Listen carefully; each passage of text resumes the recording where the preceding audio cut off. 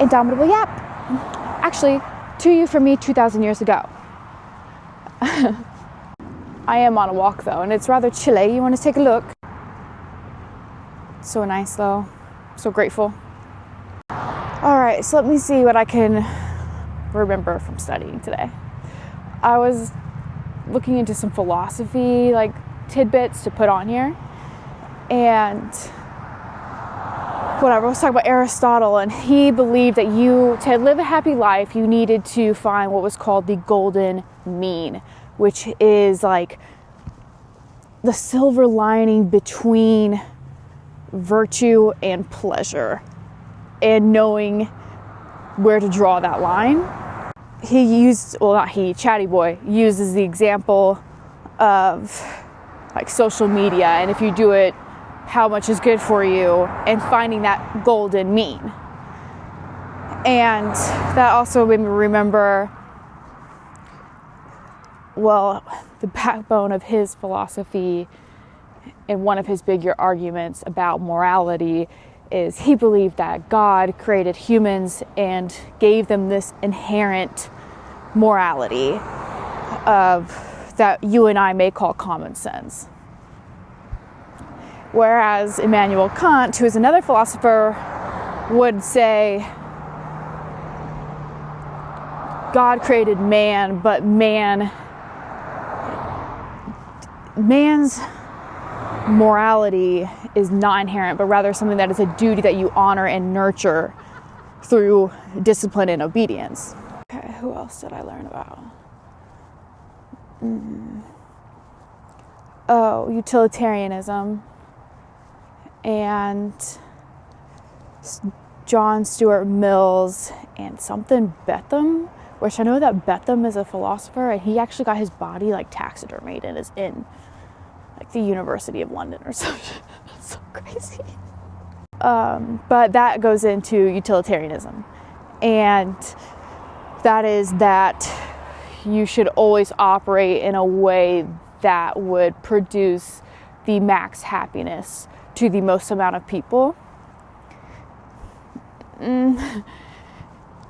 And John Stuart Mill kind of articulated the why behind that, using and discussing high and low pleasures, saying that things that are selfishly decided or selfishly chosen would more than likely end up with a low pleasure, but when you work for the greater good, you're more likely to have like a higher pleasure. To me, doing this type, trying to retain information by speaking, maybe someone will learn something on top of trying to write an indomitable world, like my passion. That is a high pleasure for me. So that's how I rationalize it to be somewhat utilitarian, even though I myself would not really say I am. And then another one that I briefly reviewed is Stoicism. This one is very well known, and it is finding purpose in life and finding meaning through controlling what you can control and letting go of what you can't. And when I started studying Stoicism pretty heavily last spring,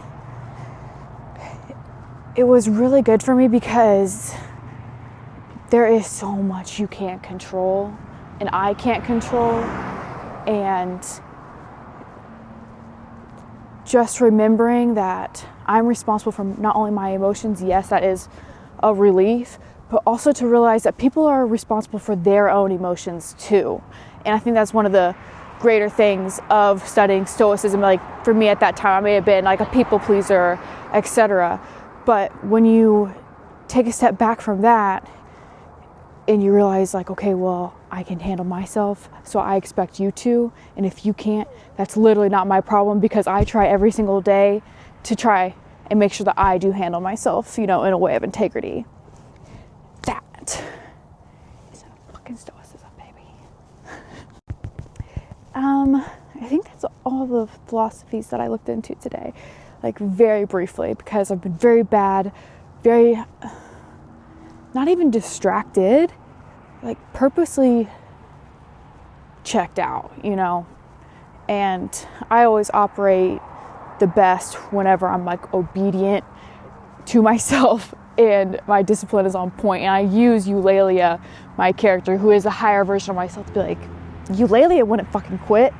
Eulalia would keep going. How can I write a character like Eulalia if I can't even act like her? You know? But anyway, these are gonna just get better and better. And let me show you this. It's pretty beautiful. So yeah, one of the first to you from me 2,000 years from now.